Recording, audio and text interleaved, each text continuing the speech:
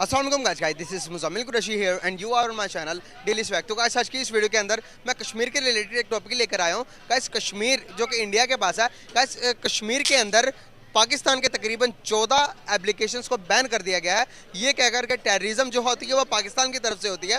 कश्मीर और इंडिया की गवर्नमेंट का ये कहना है। पाकिस्तानी पब्लिक के पास उनको उनसे पूछूंगा कि जो इंडिया की गवर्नमेंट ने ये जो एप्लीकेशन को बैन किया है, क्या ये सही किया है या नहीं किया, क्या करना चाहिए था इस बारे में, क्या नहीं करना चाहिए था, इन सब सवालों की जवाब दूंगा गाइस पाकिस्तानी पब्लिक से। आइए मिलकर जानते हैं पाकिस्तानी पब्लिक क्या अपनी राय देती है।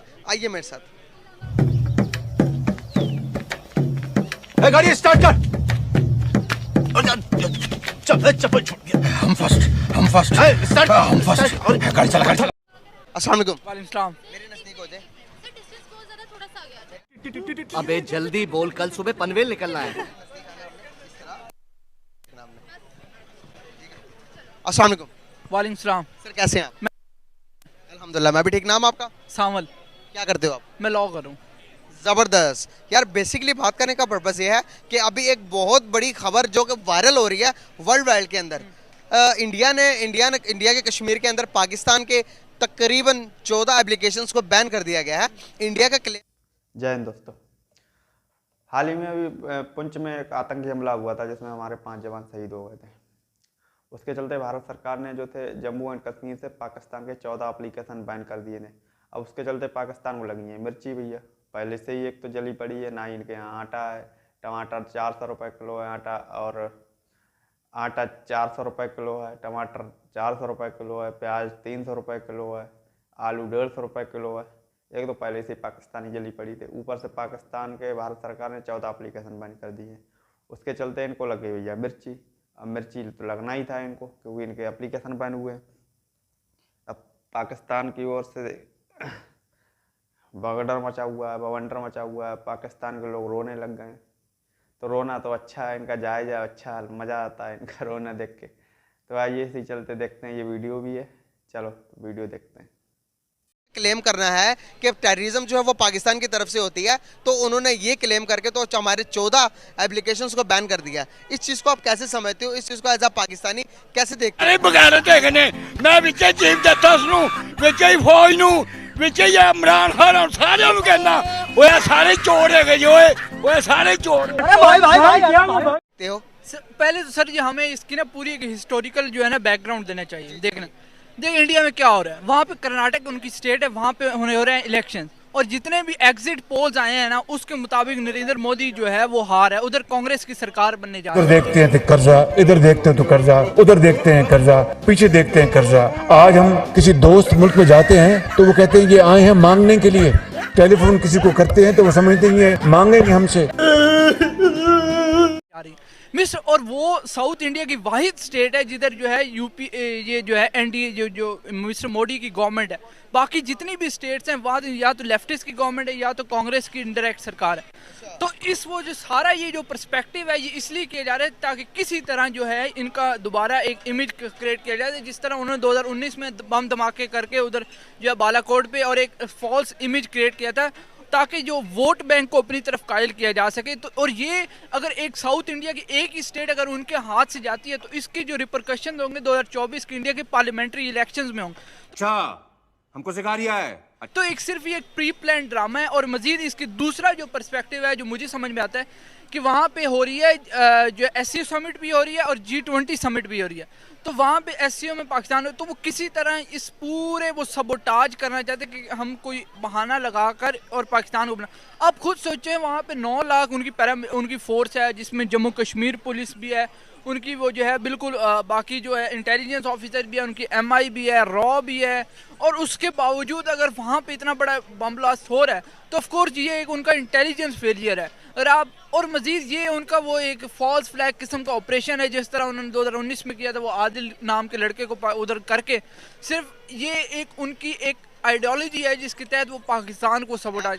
आपने जिस तरह से कहा कि यहाँ पर ना बहुत सारे पॉइंट्स आपने मुझे भी दिए और मेरे ऑडियंस भी देख रही है, उनके लिए भी थोड़े से पॉइंट ऑफ व्यू जो कि मैंने जो गैडेट किए कि एक बंदा आपने कहा कि चले ये पॉलिटिकल स्टंट हो सकता है कि जिस तरह से फेलियर्स हो रहे हैं। हमारे यहाँ पर भी तो धमाके होते हैं। आपने कहा कि उनके इंटेलिजेंट फॉल्स है, हमारे यहाँ पर भी तो होते हैं, क्या आप भी इसी को यही नाम देंगे? सर अगर पाकिस्तान में भी तो वही एक किस्म का इंटेलिजेंस फेलियर भी है, क्योंकि we are spending a lot on the defence of the state. अगर हम एक डिफेंस पे खर्चा कर रहे हैं तो in return we demand the security of the nation. जैसे होब्स ने कहा था कि अगर स्टेट जो है वो ब्रूटल, बड़ी नास्टी और ब्रिटिश होती है, लेकिन उसको अपनी तरफ कायल किया जाता है कि स्टेट का काम है सिक्योरिटी देना। और ये अगर ऐसा हो रहा है तो ये एक किस्म का इंटेलिजेंस फेलियर और जो कि नहीं होना चाहिए। लेकिन एक इसका दूसरा पर्सपेक्टिव है, एक किस्म का जेन्युइन इशू है, क्योंकि अफगानिस्तान में गवर्नमेंट बन गई है तालिबान की। एक वक्त था कि पाकिस्तान तालिबान को डिक्टेट करता था, but today now they are dictating us. That is absolutely you can say the history has taken 360 degree volte face of it now. अगर ऐसा हो रहा है तो उधर जो है पाकिस्तान को ये भी थ्रेट है कि वहाँ पे अगर उधर तालिबान की हुकूमत बनेगी, they will use the TTP against Pakistan. They will use because today the Taliban को $10 बिलियन अमेरिका ने अभी उनको रिलीज नहीं किए। वो they are fighting for the economic security. They wanted to establish relations with other countries through you can other channels because of their economic.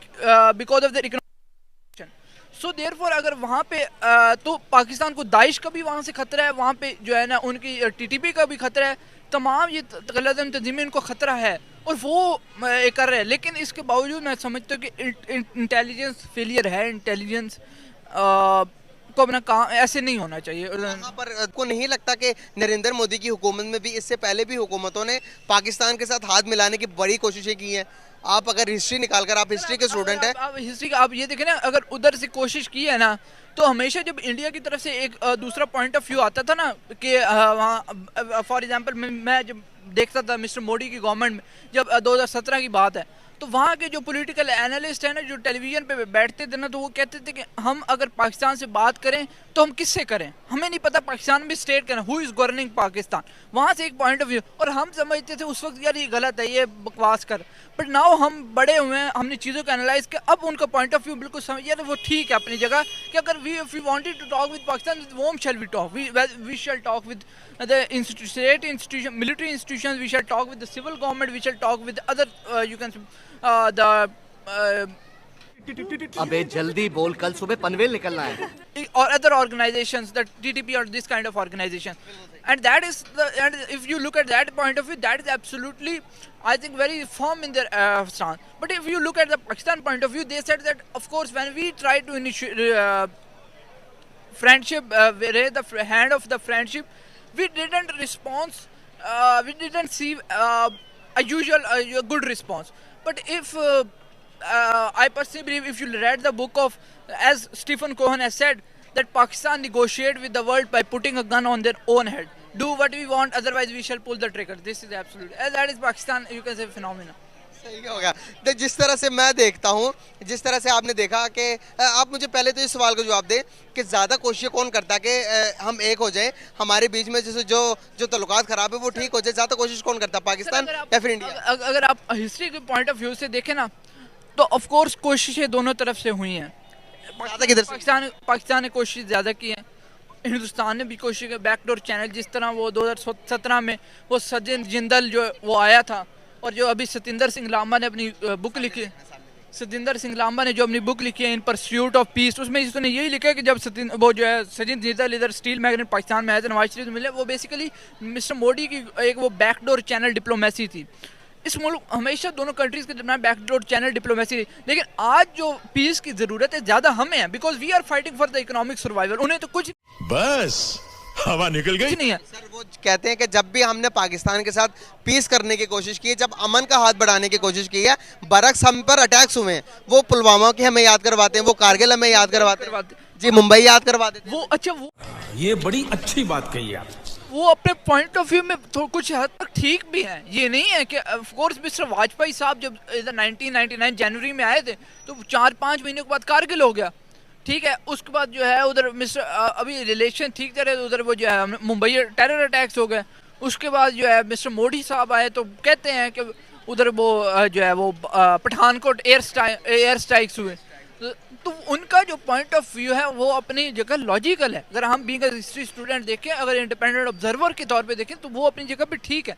लेकिन पाकिस्तान का जो पॉइंट ऑफ व्यू है कि अब तो यकीनन मुझे लगता है कि जो पीस की ज़रूरत है ना वो हमें हम उन्हें कुछ नहीं है। अगर आप फॉर एग्जांपल कल तक राहुल गांधी की सरकार भी बनती है, यूपीए की गवर्नमेंट आती है, तो ऑफ कोर्स उनकी जो पॉलिसी होगी ना वो स्टेट इंटरेस्ट में होगी। That is the difference. आप उनके पॉलिटिशियन और हमारे पॉलिटिशियन का कभी फर्क देखें ना, they have always fight that. वहाँ पे जितने भी पॉलिटिशियन है, पीवी नरसिम्हा राव, वाजपेयी साहब, Inder Kumar Gujral, doctor Manmohan Singh, the great economist in the history of India, फिर उसके बाद मिस्टर मोदी, आप इन पे कभी देखें, इन पे कभी जिंदगी में कोई करप्शन का एलिगेशन नहीं रहा। और ना इन्होंने कभी अपने बैरून मुल्क जायदाद, उन्होंने जितनी भी पॉलिसीज बनाई वो अपने नेशनल इंटरेस्ट में बनाई। कल तक राहुल गांधी की सरकार वो ये नहीं है कि पाकिस्तान के साथ बड़े अच्छे रिलेशन करेंगे, नहीं, वो जो है वो पाकिस्तान उनकी कोशिश होगी कि किसी तरह पाकिस्तान को डिप्लोमेटिकली आइसोलेट किया जाए, ये उनकी हर कोशिश होगी। वो प्यारी समझ गई, वो अपने नेशनल इंटरेस्ट सके। अगर कहीं ना कहीं घुमा फिरा कर बात करेंगे तो आपको लगता नहीं है कि इंडिया अब इतना स्ट्रांग हो गया है कि वो अब हम पर कोई भी साजिश करे तो वो कामयाब हो सकता है या नहीं हो सकता? Absolutely right. वो आज हम उसी फेस पे खड़े हैं जहाँ पे हिंदुस्तान 1991 में खड़ा था। वो इकोनॉमिक कोलैप्स होने वाले थे। उस वक्त एक वक्त था कि हमारा डंका बजता था, हम जो दुनिया को कहते थे, हमारी बात सुनी जाती थी। आज हम उस स्टेज पे खड़े हैं। अगर हम आज अपने आप को ठीक करना भी चाहें, देखिए आप अपने आप की सिक्योरिटी कैसे स्ट्रॉन्ग करते हैं? आपकी जब इकोनॉमी स्ट्रॉन्ग होती है तो फिर आपकी, आपको कहा था कि मैं खड़ी खड़ी बातें करूंगा। देखिए ये हमारे लिए बड़ी शर्मनाक बात है कि हमारा हमसाया मुल्क, जिसको हमने रातों रात दिन रात हर एक गालियां दे के हम समझते हैं कि उससे आगे निकल जाएंगे, जी हम उसको बुरा भला कह के आगे निकल जाएंगे। ठीक है, हमारा दुश्मन है। 650 अरब डॉलर की इकोनॉमी है। ये अभी आपने वर्ल्ड बैंक की बात की है, हमारी 3 अरब डॉलर की इकोनॉमी नहीं यहाँ पे पूरी हो रही, उससे मुकाबला करेंगे। जज्बों से जरूर अच्छी बात है, जज्बे होने चाहिए। मिलिट्री भी स्ट्रांग होती है, आपकी डिप्लोमेसी भी स्ट्रांग होती है, आपकी जो है वो क्या कहते हैं, आपकी वो फॉरेन पॉलिसी ये भी स्ट्रांग होती है, हर चीज़ आपकी स्ट्रांग होती है। पॉलिटिकल स्टेबिलिटी भी होती है। लेकिन जब आपकी मतलब आप इकोनॉमिकली पुअर है, no one of course will talk to you. और हम आज अब आप पूरे आंसर में देखें पूरे बैकग्राउंड को, चीज़ों को।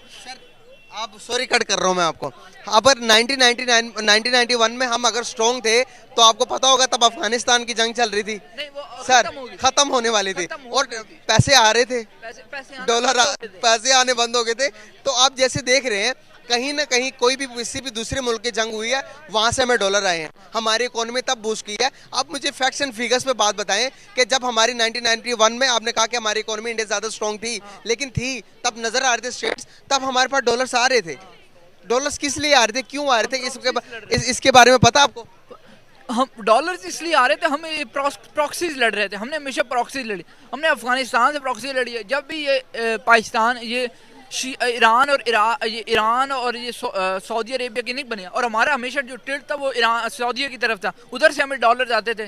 तो हम भुगत रहे हैं, आज भुगत रहे हैं, लेकिन पैसे तो डॉलर तो आ रहे थे ना। वो जैसे मैंने कल कि वो पढ़ रहा था, वो हिरारी की बुक सैपियंस को उसने बड़ा अच्छा लिखा होता है कि